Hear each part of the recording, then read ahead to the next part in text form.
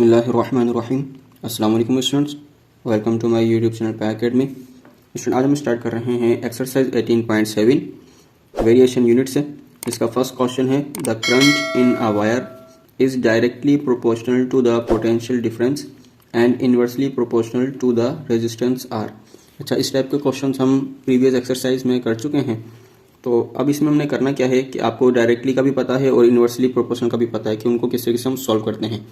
तो बहुत ही आसान है ये वाली एक्सरसाइज और इसकी लेंथ भी इंशाल्लाह आज कम होगी क्योंकि 5 सवाल हैं और जल्दी से सॉल्व हो जाएंगे। लेकिन यहाँ पर हमने देखना था करंट इन अ वायर, जो एक तार के अंदर करंट है वो डायरेक्टली प्रोपोर्शनल है किस पर, पोटेंशियल डिफरेंस पर, एंड इनवर्सली प्रोपोर्शनल है किस पर, रेजिस्टेंस पर, आर मतलब, ठीक है। रेजिस्टेंस को आर से इन्होंने डिनोट किया है और करंट को आई से हम करते हैं, आपको पता है। तो यहाँ पर हम लिखेंगे कि हमारे पास जो करंट है मतलब आई, वो हमारा वेरीज कर रहा है डायरेक्टली प्रोपोर्शनल है किस पर है, डायरेक्टली प्रोपोर्शनल है पोटेंशियल डिफरेंस पर। किस पर है, पोटेंशियल डिफरेंस पर। तो यहाँ पर हम क्या लेंगे, पोटेंशियल डिफरेंस का वी ले लेंगे, ठीक है। क्योंकि हमें 3 सिंबल मिले हुए हैं यहाँ पर, एक आई है और एक वी है और एक आर है, ठीक है। आई हमने करंट के लिए ले लिया और वी हमारा आ गया पोटेंशियल डिफरेंस के लिए जिसमें हम वोल्ट बताएंगे, ठीक है, कोई सा यूनिट वोल्ट है, और रेजिस्टेंस आ गया हमारा आर के लिए, ठीक है। और रेजिस्टेंस क्या है, आर है। तो यहाँ पर क्या कहा गया कि करंट हमारा डायरेक्टली प्रोपोर्शनल है पोटेंशियल डिफरेंस पर और इनवर्सली प्रोपोर्शनल है किस पर, रेजिस्टेंस आर पर। तो यहाँ पर हम क्या करेंगे, डिवाइड में आर लगा देंगे क्योंकि ये इनवर्सली, और आपको पता जो इनवर्सली होता है वो हम डिनोमिनेटर में यानी अपॉन में लिखते हैं और जो हमारे पास डायरेक्टली होता है उसको हम न्यूमरेटर में लिखते हैं। तो ये आपके पास एक कंडीशन बन चुकी है। इसको हम क्या करेंगे, ये जो निशानी है इसको खत्म करेंगे तो क्या आएगा, आई इक्वल के आ जाएगा, ठीक है। एक कांस्टेंट हमने के ले लिया और वी डिवाइडेड बाय आर, ठीक है। इसको खत्म करते हैं तो के लिया जाता है, आपको पता है। तो ये होगी इक्वेशन नंबर हमारी 1।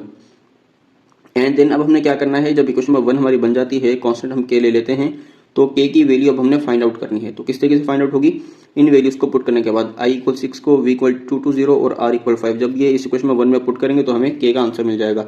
तो यहाँ पर हम लिख लेते हैं कि बाय पुटिंग, ठीक है, कि हमने क्या क्या पुट करना है। एक तो हमने आई इक्वल 6 पुट करना है, ठीक है, और दूसरा हमने क्या करना है, वी इक्वल करना है 220 और तीसरा हमारे पास है आर कितना मिला हुआ है, हमें 5 मिला हुआ है, ठीक है।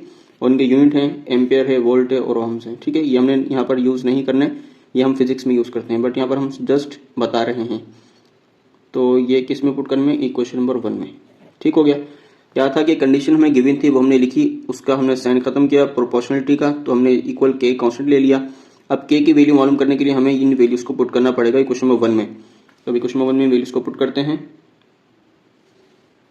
तो यहाँ पर हम क्या लिखेंगे, अब आई है, आई की वैल्यू कितनी है 6, तो हम 6 पुट कर देंगे क्योंकि हम इन वैल्यूज को क्वेश्चन में 1 में लगा रहे हैं। तो आई की जगह 6 आ जाएगा, इक्वल में आ जाएगा के, और वी की जगह हमारे पास आ जाएगा 220, क्या आ जाएगा 220, और डिवाइड में क्या है, आर है, आर की जगह आ जाएगा 5, ठीक है। इसको अगर हम मजीद सॉल्व करते हैं तो क्या होगा, यहीं पर लिख लेते हैं ना आगे, ये क्रॉस मल्टीप्लाई करवा दें तो 6 5 कितना हो जाएगा, 30 हो जाएगा, ठीक है ना।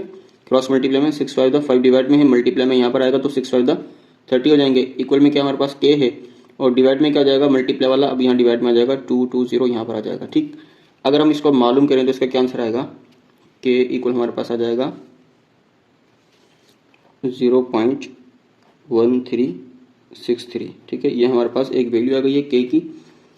30 को जब हमने 220 से डिवाइड किया तो ये हमारे पास के की एक वैल्यू आ गई, ठीक है। अब हमने क्या करना है, अब हमसे ये पूछा गया है कि आप फाइंड करें आई वेन वी इक्वल 180 के और आर इक्वल 8 के। तो इसको भी हम यही लिखते हैं, आई हमने क्या करना है, फाइंड आउट करना है वेन हमारे पास क्या क्या मौजूद है, वी इक्वल हमारे पास है 180 के और आर हमारे पास है 8 के, ठीक है। तो इसको हम लगाते हैं क्वेश्चन नंबर 1 में। तो क्वेश्चन नंबर 1 हमारे पास क्या है, आई इक्वल के वी अपॉन आर। ये क्वेश्चन नंबर 1 है, इसमें वैल्यूज को पुट कर देंगे। आई तो हमने मालूम करना है, के की वैल्यू हमें मिली हुई है 0.1363 और देन क्या हमारे पास वी है, तो वी हमें कितना मिला हुआ है 180, तो यहाँ लगा देंगे हम 180 लगाने के बाद डिवाइड में क्या है आर की वैल्यू हमारे पास है 8 पुट कर दी। अब आई इक्वल हमारे पास क्या आ जाएगा, इन दोनों को मल्टीप्लाई करते हैं और 8 से डिवाइड भी कर देते हैं। जब इन दोनों को हमने मल्टीप्लाई किया तो हमारे पास आ गया है 24.534 डिवाइडेड बाय 8। अब हम इसको 8 से डिवाइड करते हैं तो हमारे पास आ जाएगा, क्या आएगा, हमारे पास आया है 3.06675, ठीक है। ये हमारे पास इतने एम्पियर आए हैं, ये आपका आंसर आ गया फर्स्ट क्वेश्चन का, ठीक है ना। तो देखिए बुक में क्या है 3.068 है, तो अगर हम यहाँ से इसको क्या करें, राउंड ऑफ करें, ठीक है, तो ये आपका समथिंग 3.068 ही बन जाएगा, क्योंकि हमने यहाँ पर, अच्छा ये डिफरेंस क्यों आया है यहाँ पर, ये जो हमने लिया ना 0.1363, ये हमने और भी डिजिट थे वो हमने पूरे नहीं लिए, ठीक है। अगर हम पॉइंट के बाद जितने भी डिजिट हमारे पास कैलकुलेटर में आ रहे हैं सारे लिखेंगे, फिर उसको 180 से मल्टीप्लाई करके डिवाइड करें, तो आपके पास फिर वो वाला आंसर आएगा जो बुक के अंदर लिखा हुआ है, ठीक है। लेकिन हम यहाँ पर पॉइंट के बाद कितने डिजिट लिए हैं, 4 डिजिट लिए हैं, इस वजह से हमारे पास ये पॉइंट में डिफरेंस आ रहा है। लेकिन 3.06 यहाँ तक आपके अगर 2 डिजिट सेम आते हैं ना तो आपका आंसर सही होगा, या इसको राउंड ऑफ करेंगे तभी आपका 3.068 तक आ जाएगा जब हम यहाँ से वैल्यूज को पूरा लेंगे, ठीक है बेटा। तो इसमें टेंशन नहीं लेनी कि हमारा आंसर जो है ना रॉन्ग आ गया, नहीं, बल्कि ये अप्रोक्सीमेट होगा आंसर हमारा, क्योंकि ये उसके बिल्कुल करीब करीब है। अब करते हैं क्वेश्चन नंबर 2। तो स्टूडेंट क्वेश्चन नंबर 2 हमारे पास है the intensity of a light मेयर्ड in food candles, ठीक है। जो इंटेंसिटी ऑफ लाइट है वो मेयर की गई है फूड कैंडल्स में, इसका यूनिट दिया गया है varies inversely with the square of the distance, ठीक है ना। क्या वेरीज कर रही है, inversely with the square of the distance from the light source, ठीक है। तो यहाँ पर हमारे पास जो कंडीशन बनेगी वो क्या होगी, इंटेंसिटी ऑफ लाइट। तो इंटेंसिटी ऑफ लाइट के लिए क्या लेंगे हम, आई वी ले लेंगे, ठीक है ना। ये छोटा सा भी यहाँ बनेगा आई वी, ये क्या है, इनवर्सली है आपके पास, वेरीज कर रहा है inversely with the square of the distance, मतलब स्क्वायर ऑफ द डिस्टेंस, तो यहाँ पर नहीं आएगा। इनवर्सली है तो कहाँ पर आएगा, आप लोग जानते हैं इनवर्सली होता है तो अपॉन में आता है, ठीक है। यहाँ लिखेंगे 1/d का स्क्वायर। क्या है, the intensity of light mayor in food candle varies inversely with the square of the distance, ठीक है, फ्रॉम द लाइट सोर्स। ये आपके पास ये कंडीशन आ गई है, तो इसको अगर हम यहाँ से इसका साइन वेरिएशन खत्म करेंगे तो क्या हो जाएगा, एक कांस्टेंट लिया जाएगा और ये हो जाएगा डी स्क्वायर इधर, ठीक है। ये आपकी होगी क्वेश्चन नंबर 1। अब के की वैल्यू मालूम करने के लिए क्या करना होगा, हमारे पास जो वैल्यूज गिवन है, कहाँ गई वैल्यूज, हमारे पास ये रही। Suppose the intensity of high bulb is 0.08 foot candles at a distance of 3 metres. तो इसका मतलब है हमें यहाँ पर ये लिखना होगा कि बाय पुटिंग, अब जो वैल्यूज हैं, अब जो वैल्यूज हमें मिली हुई है वो हम यहाँ लिखेंगे। क्या है, एक तो हमारे पास एक इंटेंसिटी कितनी मिली हुई है आई वी की 0.08, ठीक है, 0.08 फूड कैंडल्स, ठीक है। तो आप इसको यूं लिख लें, फूड कैंडल का सीडी लगा दें, ठीक है ना, शॉर्ट फॉर्म में ऐसे लिख दिया। At a distance of 3 metres, तो डिस्टेंस हमारा कितना है, 3 मीटर है, 3 मीटर का एम लगा दिया। किसमें पुट कर रहे हैं हम, इक्वेशन नंबर 1 में पुट करेंगे इसे, ठीक है। इक्वेशन नंबर 1 हमारे पास ये है, तो इसमें वैल्यूज लगाते हैं।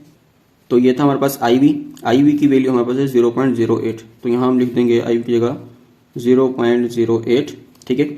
इक्वल में क्या आ गया हमारे पास, के डिवाइड में है डी का स्क्वायर, तो डी की वैल्यू 3, तो यहाँ पर आ जाएगा 3 का स्क्वायर, ठीक है।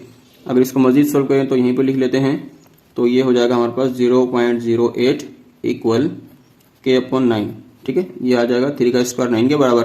अगर हम इसे मल्टीप्लाई करवा देंगे 9 को 0.08 से, तो 9 8 72, तो ये हमारे पास हो जाएगा के इक्वल हो जाएगा 0.72 के, क्या हो जाएगा 0.72। ये आपके पास आ गई के की वैल्यू। अब हम क्या करेंगे, क्या पूछा गया, find the intensity level 8 metre. आपने इंटेंसिटी लेवल मालूम करना है लाइट का 8 मीटर्स पर, डिस्टेंस 8 मीटर का है। तो यहाँ पर हम लिखेंगे कि आपने आई वी मालूम करना है, ठीक है, वेन हमारे पास डिस्टेंस कितना मिला हुआ है, 8 मीटर मिला हुआ है, ठीक है। तो अब हम क्या करेंगे, आई वी मालूम करना है और डी हमारे पास 8 है, इक्वेशन नंबर 1 में इसको पुट कर देते हैं। तो इक्वेशन नंबर 1 हमारे पास क्या है, आई वी इक्वल के अपॉन डी का स्क्वायर, ठीक है। तो यहाँ पर आई वी तो मालूम करना है, तो आई वी का आई वी आ जाएगा, के की वैल्यू है हमारे पास 0.72 और डी का स्क्वायर मतलब डी की वैल्यू कितनी 8 है, तो ये हो जाएगा 8 का स्क्वायर। इधर ही इसको और मजीद लिखते हैं, आई वी इक्वल आ जाएगा 0.72 डिवाइडेड बाय 64, ठीक है ना, क्योंकि 8 का स्क्वायर 64 हो जाएगा, 8 8 द 64। अब आई वी का जो हमारे पास आंसर आएगा वो क्या आएगा, ये वी छोटा लिखना है, ठीक है। हम लिखेंगे 0.72 डिवाइडेड बाय 64 इक्वल, तो आंसर आ गया जो हमारे पास 0.01125, ठीक है, 0.01125 ये हमारा आंसर आ गया। अच्छा, अब इसका यूनिट अगर आप लगाना चाहें तो लगा सकते हैं फूड कैंडल्स, ठीक है। तो ये आपके पास आंसर आ गया क्वेश्चन नंबर 2 का। आप करते हैं इसका क्वेश्चन नंबर 3। तो क्वेश्चन नंबर 3 है द स्ट्रेंथ एस, एक स्ट्रेंथ जिसको हम एस से जाहिर करेंगे, ऑफ अ रेक्टेंगुलर बीम।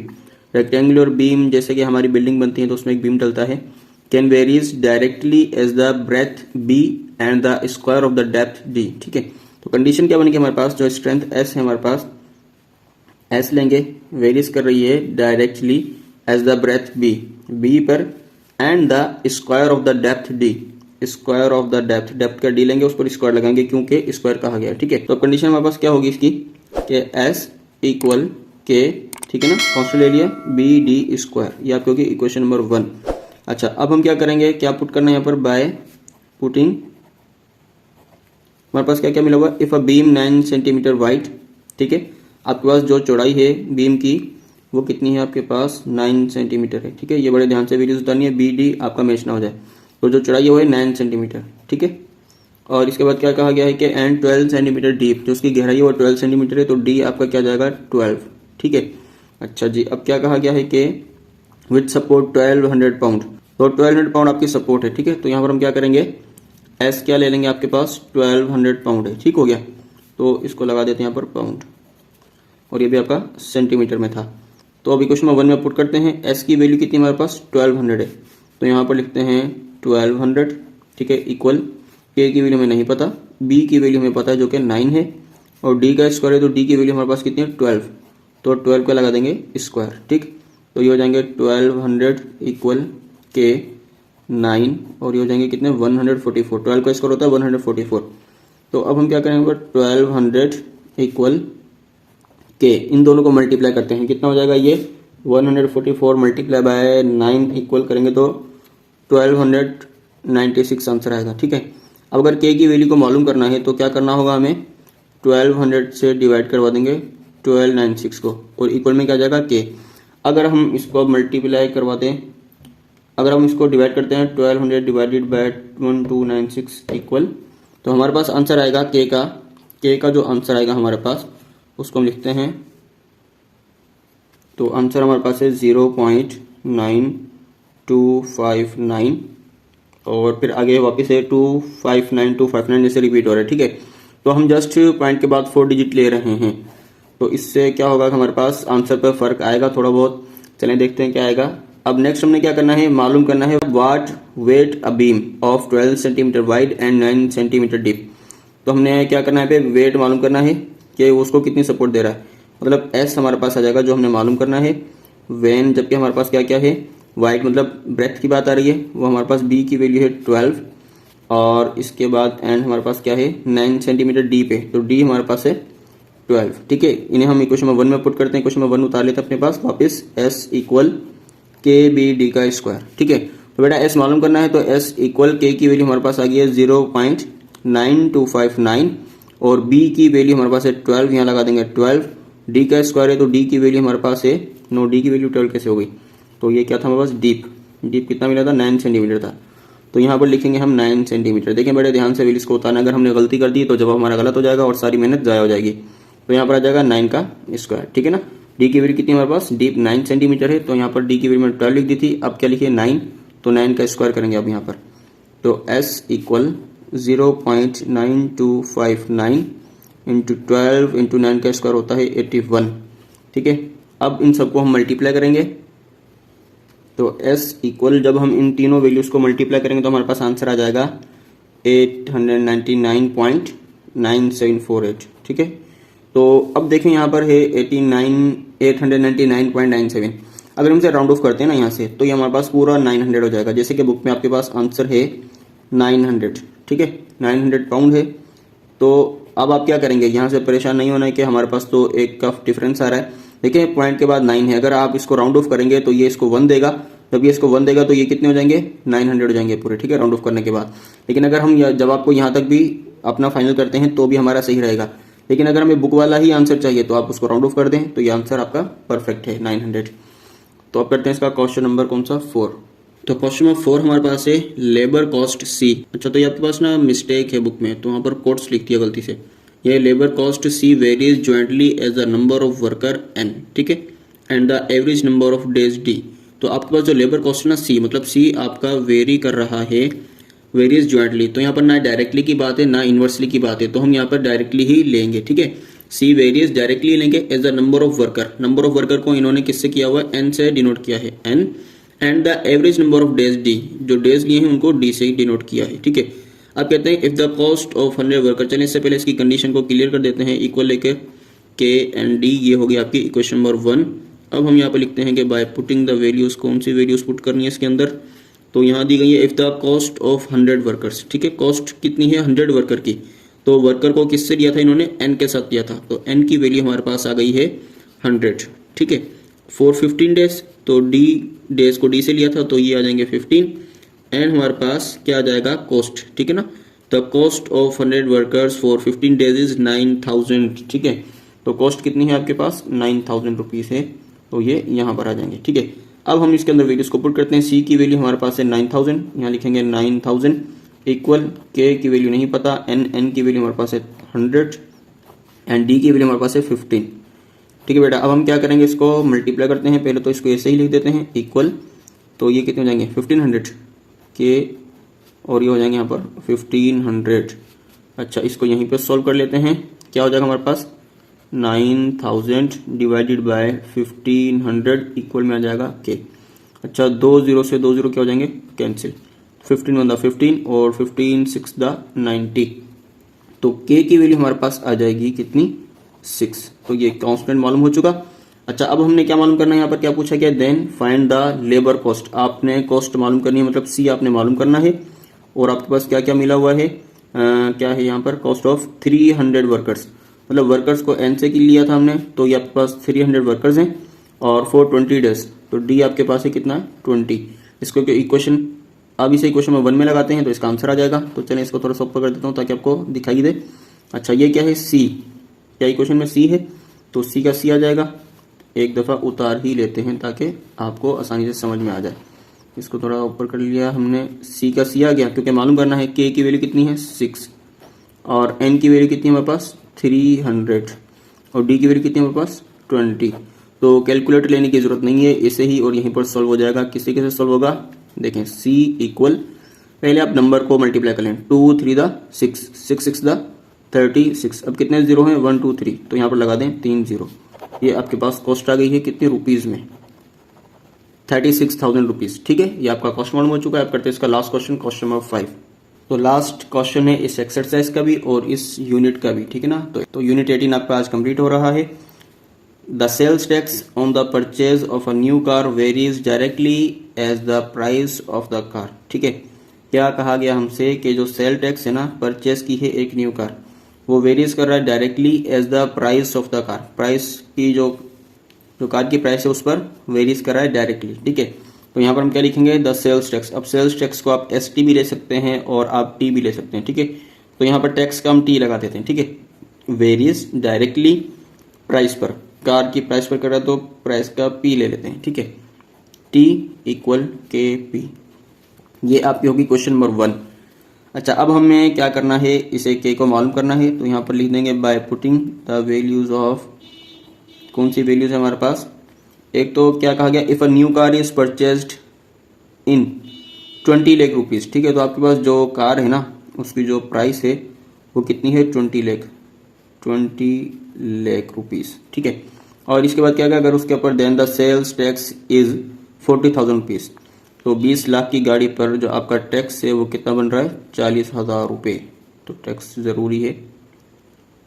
अच्छा, तो अब हम क्या करेंगे, टैक्स थोड़ा ज़्यादा नहीं लग रहा 40,000 रुपये 20 लाख की गाड़ी पर, मुझे लग रहा है कस्टम के जरिए आई है और बाहर से आई गाड़ी, इसलिए इसका इतना ज़्यादा टैक्स हो रहा है। अच्छा, इसको करते हैं अब, टी की वैल्यू हमारे पास कितनी है 40,000 रुपीज़ 40। अच्छा, यहाँ लिखा नहीं हमने कि in equation number 1, equation number 1 में इसको हम लगा रहे हैं। टी की वैल्यू क्या है हमारे पास 40,000, तो ये हमने लिखा 40,000 रुपीज़ इक्वल के की वैल्यू हमारे पास मौजूद नहीं है, और पी हमारे पास कितना है 20 लाख, तो 20 लाख में कितने जीरो आएंगे भाई 6 जीरो आएंगे, ठीक है। अच्छा, अब हम क्या करेंगे, इसको मालूम करेंगे, तो क्या हो जाएगा हमारे पास 40,000 इक्वल के, ये मल्टीप्लाई में है तो ये आ जाएगा सारा का सारा डिवाइड में 20 लाख आ गया डिवाइड में। अब क्या होगा यहाँ पर 4 0 से 4 0 को हम कर देते हैं कट, और 4 1 4, और ये क्या बचा 200, 4 5 20 और 0 का 0, मतलब के की वैल्यू हमारे पास आ गई है 1/50। अगर आप इसको डिवाइड करेंगे तो आप इसको डेसिमल में भी लिख सकते हैं, ठीक है। अब हमने नेक्स्ट क्या मालूम करना है, अब हमने मालूम ये करना है कि how much sales tax is charged. अब सेल टैक्स कितना चार्ज किया जाएगा, तो यहाँ लिखेंगे टी इक्वल क्वेश्चन मार्क लगा देंगे कि ये हमने मालूम करना है व्हेन, क्या है, if the new car is priced eight 28 lakh rupees, अगर आपकी कार की प्राइस हो 28 लाख रुपए, कितने 28 लाख रुपए, तो आपका टैक्स कितना बनेगा। तो देखिए हमारे पास क्या था, ये डायरेक्टली था, डायरेक्टली प्रोपोर्शनल में ये होता है कि अगर एक क्वांटिटी बढ़ती है तो दूसरी भी ऑटोमेटिकली बढ़ जाती है। तो जाहिर सी बात है 40,000 से ज़्यादा होगा, ये 20 लाख की गाड़ी पर 40,000 है तो 28 लाख की गाड़ी पर 40,000 से ज़्यादा होगा। तो यहाँ पर हम क्या करेंगे, इक्वेशन में 1 उतारेंगे पहले, टी इक्वल के और पी। तो टी मालूम करना है, के की वैल्यू कितनी हमारे पास 1/50, यहाँ पर आ जाएगा 1/50 मल्टीप्लाई में क्या आ जाएगा, पी की value 28 lakh rupees, 28 lakh rupees. ठीक है, तो अब हम क्या करेंगे, एक जीरो से एक जीरो कर देंगे कैंसिल, और 5 की टेबल से इसको हम कट कर सकते हैं। तो देखें 5 1 5 और इसको करते हैं कट, 5 5 25, कितने बचेंगे यहाँ से 3 3 यहाँ पर आ जाएंगे, हो जाएंगे 30, तो 5 6 30, कितने जीरो बच गए 1 2 3, यहाँ पर आ जाएंगे 3 जीरो। अगर आप इसको कैलकुलेटर से करेंगे तब भी आपका यही आंसर आएगा 56,000 रुपीज़। अच्छा, अब बुक में क्या मिस्टेक है, यहाँ पर लिखा हुआ है 5600। ठीक है, तो 5600 तो आ ही नहीं सकता है, क्योंकि जब उसका 40,000 है तो 40,000 से ज़्यादा ही होगा 28 लाख वाली गाड़ी का। तो इसके हिसाब से हमने ये भी साबित कर दिया कि ये ज़्यादा होगा, और ये ज़्यादा भी है, 56,000 आंसर आ गया। लेकिन अगर इसका लास्ट क्वेश्चन देखें, मतलब प्रीवियस क्वेश्चन क्या था हमारे पास, क्वेश्चन नंबर 4, उसके अंदर क्या था हमारे पास 36,000 था, कितना था हाँ 36,000 हमारे पास आया था आंसर, लेकिन बुक के अंदर है 3,60,000, तो वो वाला जीरो इन्होंने 5वें सवाल में लगाना था जो इन्होंने 4थे सवाल में लगा दिया। ठीक है, तो बुक की मिस्टेक है, आपने टेंशन नहीं लेनी है, यही आंसर है और ये वेरीफाइड है। ठीक है बेटा, तो चैनल को जरूर सब्सक्राइब कर दीजिएगा और अपने फ्रेंड्स के साथ, क्लासमेट्स के साथ भी जरूर शेयर कीजिएगा। अल्लाह हाफिज़।